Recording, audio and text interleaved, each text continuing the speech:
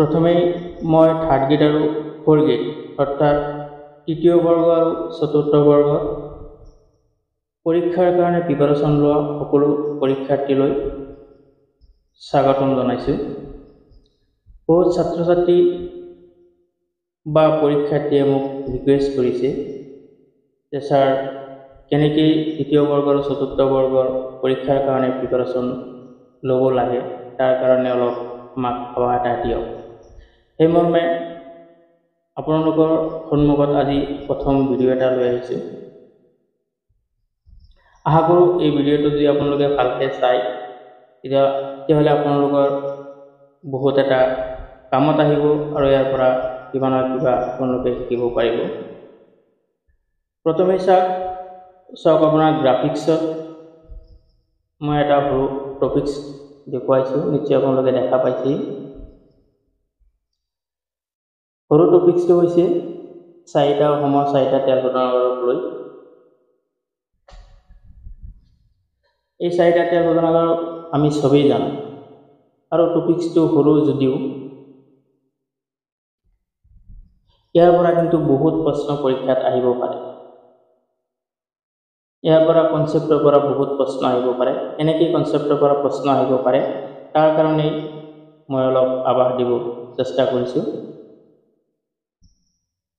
আৰু চাৰিটা তেল শোধনাগাৰ মনত ৰখাৰ কাৰণে মই সৰু এটা টিক্সৰ মাধ্যমেদি আপোনালোকক বুজাবলৈ মই চেষ্টা কৰিছোঁ। গ্ৰাফিক্সত নিশ্চয় আপোনালোকে দেখা পাইছে যে মই সৰু এটা টেক্সট ব্যৱহাৰ কৰিছোঁ। টেক্সটটো হৈছে দীপকে নতুন মাটি লৈ বংগত নেমুৰ বাগান কৰিলে। এই টেক্সটটো যদি আপোনালোকে মনত ৰাখিব পাৰে আৰু লগতে তলত মই চাৰিটা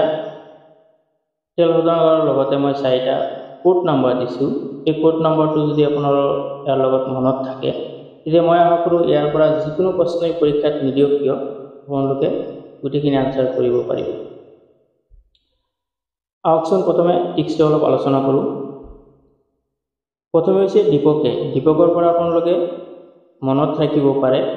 ডিগবৈ তেল শোধনাগাৰ। এতিয়া ডিগবৈ তেল শোধনাগাৰটো কোনটো জিলাত আছে এনেকৈ যদি প্ৰশ্ন আহে তেতিয়াহ'লে আপোনালোকে কেনেকৈ গম পাব? এইটো কাৰণে সহজ টিক্স এটা দিছোঁ। তলত চাওক আপোনাৰ লিখা আছে T-01। টি মানে তিনিচুকীয়া জিলাক বুজাইছে ইয়াতে। 01 মানে এইটো কিমান চনত ইষ্টাব্লিছ হৈছে। ডিগবৈ তেল শোধনাগাৰটো আমি চবেই জানো 1901 চনত ইষ্টাব্লিছ হৈছে।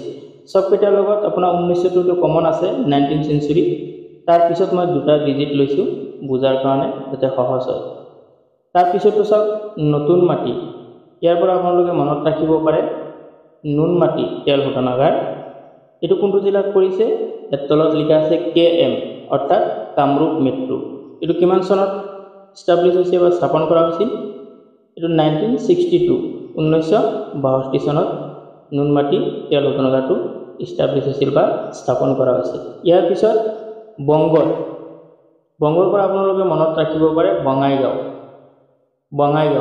এতিয়া বঙাইগাঁও তেল শোধনাগাৰটো কোনটো জিলাত? এইটো যদি তেনেকৈ প্ৰশ্ন আহে তেতিয়াহ'লে মনত ৰাখিব পাৰে বঙাইগাঁও যিটো এটা জিলা তাতে তেল শোধনাগাৰটো হৈছে, এইটো জিলাটো বঙাইগাঁও হ'ব। BT আছে, বিৰ পৰা আমি কি বুজিম? বঙাইগাঁও। আৰু কিমান চনত ইষ্টাব্লিছ হৈছিল? এইটো 1974ত। তাৰপিছত যে আছে নেমুৰ, ইয়াৰ পৰা আমি মনত ৰাখিব পাৰোঁ নেমুৰ মানে ইয়াৰ পৰা নুমলীগড় তেল শোধনাগাৰ। এইটো কোনটো জিলাত পৰিছে? এইটো জি লিখা আছে, G-92, জি মানে গোলাঘাট জিলাত পৰিছে। আৰু এইটো কিমান চনত ইষ্টাব্লিছ হৈছিল? 1993 1993 চনত নুমলীগড় তেল শোধনাগাৰটো ইষ্টাব্লিছ হৈছে। ইয়াৰ পৰা দেখা গৈছে এই টিক্সটো যদি মনত থাকে আৰু তলৰ কোড নাম্বাৰখিনি যদি মনত থাকে ইয়াৰ পৰা বহুত কেইটা প্ৰশ্ন কিন্তু সুধিব পাৰে বা পৰীক্ষাত আহিব পাৰে, গোটেইখিনি আপোনাৰ মনত থাকিব। এই এটা চেণ্টেন্সৰ ওপৰত আপোনাৰ 28টা প্ৰশ্ন কৰিব পৰা যাব। যেনেকৈ ধৰক চাৰিটা তেল শোধনাগাৰ, ইয়াৰ ওপৰত চাৰিটা প্ৰশ্ন হ'ব পাৰে। চাৰিটা জিলাৰ ওপৰত চাৰিটা প্ৰশ্ন হ'ব পাৰে। কোন চনত হৈছে চনৰ ওপৰত চাৰিটা প্ৰশ্ন হ'ব পাৰে। চিৰিয়েলি লিখা আছে, কোনটো আগত কোনটো পিছত, ইয়াৰ ওপৰত চাৰিটা প্ৰশ্ন হ'ব পাৰে। এছেণ্ডিং অৰ্ডাৰ তাতে 4টা প্ৰশ্ন হ'ব পাৰে ডিসেন্ডিং অৰ্ডাৰ তাতে 4টা প্ৰশ্ন হ'ব পাৰে স্টেটমেন্ট বেসিছত কুৱেশ্যন তাতে 4টা প্ৰশ্ন হ'ব পাৰে ইয়াতে টোটাল 28টা প্ৰশ্ন এই এটা সৰু সেন্টেন্সৰ ওপৰত ভিত্তি কৰি কৰিব পাৰিব বা প্ৰশ্ন হ'ব পাৰে যদি আপোনালোকে এই সেন্টেন্সটোৰ লগত কোডটো সহকাৰে মনত থাকে সেন্টেন্স আৰু কোডটো মনত ৰাখিব পাৰে তেতিয়ালে 28টা প্ৰশ্ন যেনেকৈ অকাই পকাই নিদিও কিয় আপোনালোকে ধুনীয়াকৈ পৰীক্ষাত কৰি থৈ আহিব পাৰিব ইয়াৰ উপৰি আৰু 16টা প্ৰশ্ন হ'ব পাৰে হেতু হৈছে অলপ পিছত মই কৈ আছো এটো 4টা তেল শোধনাগাৰৰ এনুৱেল প্ৰডাক্ট কেপাসিটি যেটো আছে কোনটো কিমান টন প্ৰডাক্ট কৰে তাৰ ওপৰত আৰু 16টা প্ৰশ্ন হ'ব পাৰে এটো পিছত মই আলোচনা কৰি আছো ইয়াৰ পিছত যেটাকে এসেন্ডিং আৰু ডিসেন্ডিং অৰ্ডাৰৰ কথা ইয়াতে কৈছো মই এতিয়া বহুত ষ্টুডেন্ট বা পৰীক্ষাৰ্থী এনেকুৱা আছে এসেন্ডিং আৰু ডিসেন্ডিং অৰ্ডাৰটো ভালকৈ হয়তো বুজি নাপায় বা বুজি পোৱাত অলপ অসুবিধা হয় পৰীক্ষাত যদি এসেন্ডিং অৰ্ডাৰত বা ডিসেন্ডিং অৰ্ডাৰত যদি কুৱেশ্যন আহে এই কুৱেশ্যনটো যদি ভালকৈ বুজি নাপায় তেতিয়ালে আনসাৰটো কেনেকৈ কৰিব গতিকে এসেন্ডিং অৰ্ডাৰ মানে হৈছে যেটো আমি আৰোহী ক্ৰম বুলি কওঁ অৰ্থাৎ তলৰ পৰা ওপৰলৈ যোৱা বা ওপৰলৈ উঠা এটো আৰু এটা নাম হৈছে ঊৰ্ধ্ব ক্ৰম আৰু ডিসেন্ডিং অৰ্ডাৰ হৈছে অৱনমিত ক্ৰম যেটো ওপৰৰ পৰা তললৈ নামি আহে এটো আৰু এটা সমাৰ্থক শব্দ হৈছে অধক্ৰম যে আপোনালোকে বহুতেই জানে যোৱা বছৰ যেটো মেট্ৰিক পৰীক্ষা হৈ গৈছে মেট্ৰিক পৰীক্ষা যদি ইংলিশ কোৱেশ্চন পেপাৰটো কোনোবাই যদি চাইছে তেতিয়ালে আপোনালোকে তাতে কিছুমান কোৱেশ্চন দেখা নিশ্চয় পাইছে যোৱা বছৰৰ মেট্ৰিক পৰীক্ষাৰ ইংলিশ কোৱেশ্চনৰ প্যাটাৰ্ন আৰু এপিএসসি পৰীক্ষাৰ কোৱেশ্চনৰ প্যাটাৰ্ন সেম কোনোবাই যদি এপিএসসি পৰীক্ষাত বহিছে বা এপিএসসি পৰীক্ষাৰ কোৱেশ্চন পেপাৰটো চাইছে তেতিয়ালে নিশ্চয় গম পাইছে এপিএসসি পৰীক্ষাৰ কোৱেশ্চন পেপাৰ আৰু মেট্ৰিক পৰীক্ষাৰ ইংলিশৰ কোৱেশ্চন পেপাৰ হুবহু সেম এপিএসসি পৰীক্ষাত দুই ধৰণৰ কোৱেশ্চন বেছিকৈ আহে এটা হৈছে স্টেটমেন্ট বেসিছত কোৱেশ্চন আহিব আৰু এটা হৈছে এসেন্ডিং বা ডিসেন্ডিং অৰ্ডাৰৰ কোৱেশ্চন আহে এটা প্ৰথমে এটা স্টেটমেন্ট দিয়া থাকিব তাৰ পিছত দুটা উক্তি দিয়া থাকিব তাৰ পিছত 4টা অপচন দিয়া থাকিব এইমতে কোৱেশ্চন কৰে এপিএসসি পৰীক্ষা ঠিক তেনেকৈ যোৱা বছৰ মেট্ৰিক পৰীক্ষাত মেক্সিমাম কোৱেশ্চন ইংলিশ পেপাৰত তেনেকৈ স্টেটমেন্ট বেসিছত কোৱেশ্চন দিছে আৰু এটা কোৱেশ্চন দিছে এসেন্ডিং অৰ্ডাৰত দিছে আৰু এই ক্ৰমত সজাব লাগে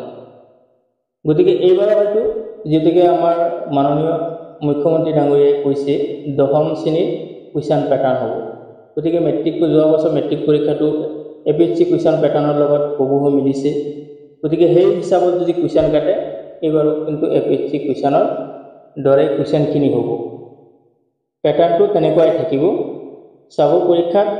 বিহেকে স্টেটমেন্ট বেসিছ কোৱেশ্চন বেছিকৈ দিয়ে আৰু এসেন্ডিং আৰু ডিসেন্ডিং অৰ্ডাৰত কোৱেশ্চন বেছিকৈ দিয়া থাকে এপিএসসি কোৱেশ্চনত যদি আগতে কোনোবাই চাইছে বা কোৱেশ্চন পেপাৰটো হাতত লৈ যিকোনো এটা প্ৰিভিয়াছ ইয়াৰৰ কোৱেশ্চন যদি হাতত লৈ তেনেকৈ নিশ্চয় দেখা পাব গতিকে স্টেটমেন্ট বেসিছত কোৱেশ্চন দিলে কেনেকৈ আনসাৰ কৰিব বা এসেন্ডিং বা ডিসেন্ডিং অৰ্ডাৰত কেনেকৈ আনসাৰ কৰিব তাৰ কাৰণে মই কেইটামান ইয়াতে এমসিকিউ দিছো যাতে আপোনালোকৰ বুজাত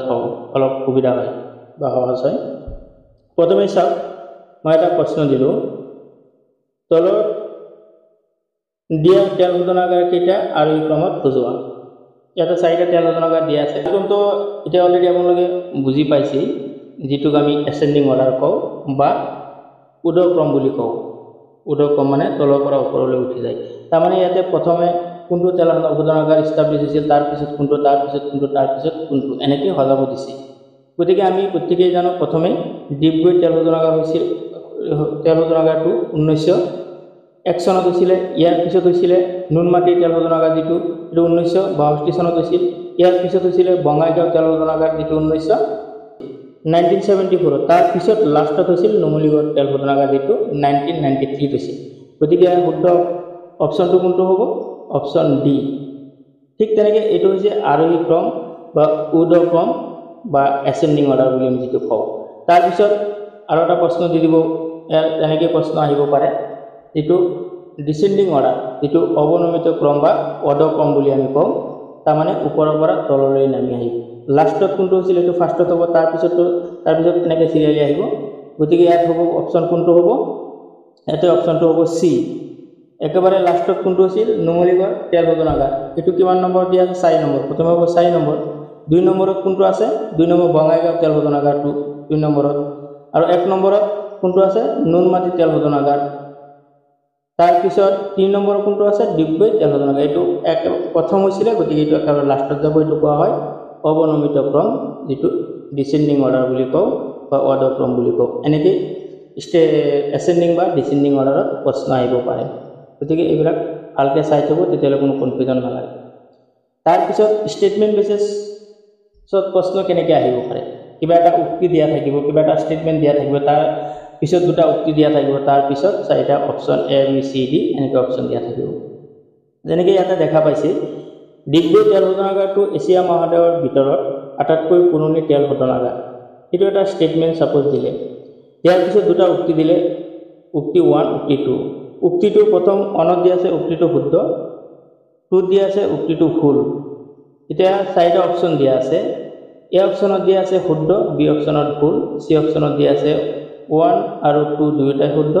ডি অপচনত দিয়া আছে 1 আৰু 2 দুয়োটাই ভুল এতিয়া শুদ্ধ কোনটো হ'ব অপচন এ শুদ্ধ তাৰমানে প্ৰথম উক্তিটো শুদ্ধ হ'ব ডিগবৈ তেল শোধনাগাৰটো এছিয়া মহাদেশৰ ভিতৰত আটাইতকৈ পুৰণি তেল শোধনাগাৰ এইটো আমি সকলোৱে জানো এই উক্তিটো কি হ'ব শুদ্ধ হ'ব ইয়াৰ পিছত ইয়াতে অলপ ডিটেইলছ চাৰিটা তেল শোধনাগাৰৰ বিষয়ে অলপ ডিটেইলছ মই ইয়াতে লিখি দিছোঁ গতিকে এইখিনি এবাৰ ভালকৈ চাব এইখিনি চালে তেতিয়াহ'লে যিকোনো প্ৰশ্নই আপোনালোকক ইয়াৰ ওপৰত নিদিয়ক কিয় আপোনালোকে ধুনীয়াকৈ আনসাৰ কৰিব পাৰিব প্ৰথম ডিগবৈ তেল শোধনাগাৰটো আগতে আলোচনা কৰিছোঁ 1901 চনত হৈছে এইটো কোনটো জিলাত পৰিছে তিনিচুকীয়া জিলাত আৰু ইয়াৰ এটা নাম আছে ডিগবৈ তেল শোধনাগাৰটোৰ নাম হৈছে ভাৰতীয় তেল নিগম লিমিটেড এইটো মনত ৰাখিব আৰু এনুৱেল প্ৰডাক্ট কেপাচিটি যেটো আছে 3 লাখ টন হয় 2 নম্বৰত নুনমাটি তেল শোধনাগাৰ 1965 চনত এষ্টাব্লিছ হৈছে জিলাত পৰিছে যেটো কামৰূপ মেট্ৰোত পৰিছে ইয়াৰ এটা নাম আছে ইয়াৰ নাম হৈছে ভাৰতীয় তেল নিগম লিমিটেড আৰু এনুৱেল প্ৰডাক্ট কেপাচিটি হৈছে 8.5 লাখ টন তাৰ পিছত 3 নম্বৰটো হৈছে বঙাইগাঁও তেল শোধনাগাৰ যেটো 1974 ত হৈছিলে জিলা কোনটো জিলাত হৈছিল এটো বঙাইগাঁও জিলাত হৈছিল আৰু ইয়াৰ নাম হৈছে Bharatiya Tel Nigam limited annual product capacity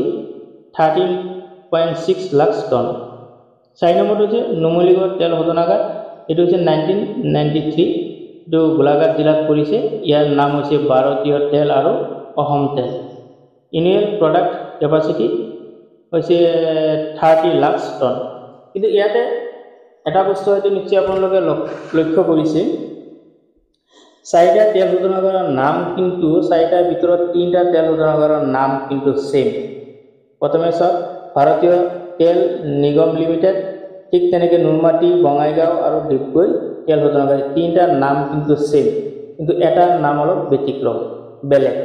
এটো কোনটো নুমলীগড় তেল শোধনাগাৰ ইয়াৰ নামটো হৈছে ভাৰতীয় তেল আৰু অসম তেল কিন্তু ইয়াত যদি ইয়াৰ ওপৰত প্ৰশ্ন আহে 100% সিউৰ 4 নম্বৰ যেটো আছে নাম এই নামৰ ওপৰত প্ৰশ্নটো দিব পাৰে যে ভাৰতীয় প্ৰশ্ন দিব পাৰে তলৰ কোনটো তেল শোধনাগাৰক ভাৰতীয় তেল আৰু অসম তেল শোধনাগাৰ বুলি জনা যায় এনেকৈ প্ৰশ্ন এটা দি দিব পাৰে তাৰ পিছত চাৰিটা তেল শোধনাগাৰ দিয়া থাকিব ইয়াতে আমি জানো নুনমাটি বঙাইগাঁও আৰু ডিগবৈ তিনিটা তেল শোধনাগাৰৰ নাম সেম কিন্তু এটাই ব্যতিক্ৰম হেতু হৈছে নুমলীগড় তেল শোধনাগাৰ এই অপচন 4 হ'ব শুদ্ধ আনসাৰ গতিকে এনেকৈ প্ৰশ্ন পৰীক্ষাত কিন্তু বহুত তেনেকৈ আহিব পাৰে গতিকে আপোনালোকে এই ইয়াতে যিখিনি মই দিছোঁ ডিটেইলছ ইয়াতে আছে এইখিনি যদি আবার ভালকৈ পঢ়ি যায় যেনেকৈ প্ৰশ্ন ইয়াৰ ওপৰত নিদিয়ক কিয় আপোনালোকে ধুনীয়াকৈ আনসাৰ দিব পাৰিব ইয়াৰ উপৰিও মই আৰু কেইটামান ভিডিঅ' প্ৰস্তুত কৰি ৰাখিছোঁ তাই মই ইয়াতে হেডিংছখিনি মই ইয়াতে দেখুৱাই দিছোঁ সেই ভিডিঅ'খিনি মই লাহে লাহে এটা পিছত এটা দি থাকিম প্ৰথম ভিডিঅ'টো হৈছে অসমৰ সৈতে সংলগ্ন হৈ থকা 7খন ৰাজ্য যেনেকৈ আমি জানো পশ্চিমবংগ অৰুণাচল প্ৰদেশ মেঘালয় ত্ৰিপুৰা নাগালেণ্ড মণিপুৰ আৰু মিজোৰাম এইকেইটা ৰাজ্যৰ সংস্কৃতি ভাষা উৎসৱ সাজপাৰ বাদ্যযন্ত্ৰ ইত্যাদিৰ বিষয়ে আলোচনা কৰা হ'ল এই ভিডিঅ'টোত ইয়াৰ বিষয়ে ডিটেইলছ আলোচনা কৰা হৈছে এই ভিডিঅ'টো যদি আপোনালোকে চাই তেতিয়াহ'লে ইয়াৰ কনসেপ্টখিনি আপোনালোকৰ ক্লিয়াৰ হ'ব যিকোনো প্ৰশ্ন দিলে হয়তো আপোনালোকে লিখিবলৈ আপোনালোক সক্ষম হ'ব ইয়াৰ পিছত মই আৰু এটা টপিকছ মই ৰেডি কৰি ৰাখিছোঁ এই ভিডিঅ'টোত অসমৰ 7টা ৰাষ্ট্ৰীয় উদ্যানৰ বিষয়ে শৰ্ট ট্ৰিক্সৰ সৈতে আলোচনা কৰা হৈছে প্ৰথম যেনেকৈ 4টা তেল শোধনাগাৰৰ এটা ট্ৰিক্সৰ সৈতে মই আলোচনা কৰিছোঁ ঠিক তেনেকৈ 7টা ন্যাশনাল পাৰ্ক আছে এই 7টা ন্যাশনাল পাৰ্কৰ ওপৰতো মই এটা ভিডিও বনাই ৰেডি কৰি ৰাখিছো ইয়াতো শৰ্ট ট্ৰিক্স ব্যৱহাৰ কৰিছো এটা সেন্টেন্স যদি আপোনালোকে পঢ়ে 7টা তেল শোধনাগাৰৰ 7টা ন্যাশনাল পাৰ্কৰ কথা দুনিয়াতে আপোনালোকৰ মনত থাকিব কোনটো পাৰ্ক কেতিয়া এষ্টাব্লিছ হৈছিল কোনটো পাৰ্কক কি নামেৰে জনাজাত আৰু কোনটো পাৰ্কত কি চৰাই পোৱা যায় ভাগ পোৱা যায় কি পোৱা যায় গোটেইখিনি এটা ডিটেইলছ পাব এই ভিডিওটো পঢ়িলে মই আপোনাক যিকোনো প্ৰশ্ন দিলে আপোনালোকে লিখিব পাৰিব তাৰ পিছত মই আৰু এটা ভিডিও বনাই ৰেডি কৰি ৰাখিছো অসমৰ বিহু সংস্কৃতি ভাষা উৎসৱ সাজপাৰ বাদ্যযন্ত্ৰ ইত্যাদি বিষয়ে আলোচনা কৰা হ'ল এই ভিডিওটোত ইয়াতে যিকেইটা টপিকছ দিয়া হৈছে গোটেইখিনি আলোচনা কৰিছো এই ভিডিওটো যদি আপোনালোকে ভালকৈ চাই তেতিয়াহ'লে হয়তো আপোনালোকৰ কনসেপ্টটো ক্লিয়াৰ হ'ব যিকোনো প্ৰশ্ন দিলে আপোনালোকে ধুনীয়াকৈ লিখিব পাৰিব তাৰ পিছত মই 4 নম্বৰত আৰু এটা ভিডিও তেনেকৈ বনাইছো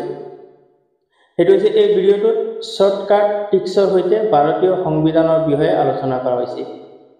সংবিধানৰ বিষয়টো বহুত ডাঙৰ সংবিধান ইয়াতে বহুত বস্তু মনত নাথাকে গতিকে শৰ্ট টিক্স পৰীক্ষাত যিবিলাক প্ৰশ্ন বাৰ আহি থাকে সেইখিনি আলম লৈ মই শৰ্টকাট টিক্স ব্যৱহাৰ কৰি এটা ভিডিও বনাইছো এই ভিডিওটো যদি আপোনালোকে এবাৰ চাই মই আশা কৰোঁ ভাৰতীয় সংবিধানৰ বিষয়ে আপোনালোকৰ কনসেপ্টটো ক্লিয়াৰ হ'ব যিকোনো প্ৰশ্ন দিলে আপোনালোকে কৰিবলৈ সক্ষম হ'ব ইয়াৰ পিছত মই আৰু এটা ভিডিও মই বনাই ৰেডি কৰিছো সেইটো নাম হৈছে অসমৰ জাতি জনজাতিৰ বিষয়ে আলোচনা কৰা হ'ল এই ভিডিওটো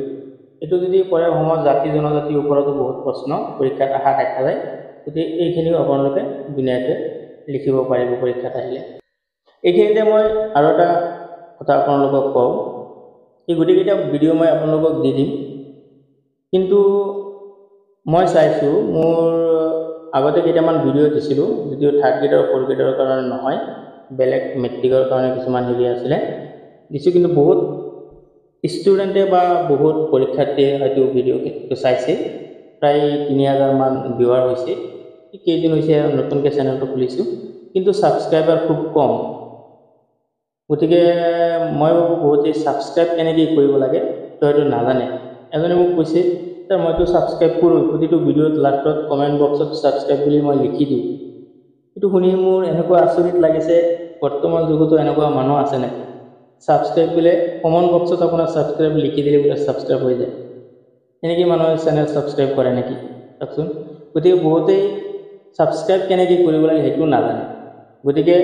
যোনে নাজানে জনা মানুহৰ কমসে কম সুধি পেলাই চেনেলটো সাবস্ক্ৰাইব কৰিব মই আশা কৰোঁ যিটো ভিডিও দিছে এই ভিডিওটো যিমান ভিউৱাৰ হয় তাৰে কমসে কম 50% সাবস্ক্ৰাইব যাতে হয় এৰ মই বাকিখিনি ভিডিও দিবলৈ মোৰ মনটো ভাল লাগিব আৰু এটা আগ্ৰহ বা ইচ্ছা আহি যায় যে সবেই ভিডিওটো চাই ভাল লাগিছে সাবস্ক্ৰাইব কৰিছে তেতিয়া আৰু নতুন টপিকছৰ ওপৰত ভিডিও বনোৱাৰ ইচ্ছাও যায় গতিকে আপোনালোকে সবেই চেনেলটো সাবস্ক্ৰাইব কৰিব আৰু যিমান পাৰে নিজৰ বন্ধু বান্ধৱ যিমান আছে সকলোলৈ শ্বেয়াৰ কৰিব কমেন্ট লাইক কৰিব আৰু কাৰোবাৰ কিবা কনফিউজন পাজল থাকিলে বা কোনটো টপিকছৰ ওপৰত ভিডিও বনাই দিলে আপোনালোকৰ কাৰণে ভাল হ'ব এই টপিকটো ইয়াতে কমেন্ট বক্সত আপোনালোকে লিখি মোক জনাব মই হেতু টপিকছৰ ওপৰত ভিডিও বনাই দিবলৈ মই চেষ্টা কৰিম আজি আৰু নকওঁ এইখিনিতে সামৰিলোঁ থেংক ইউ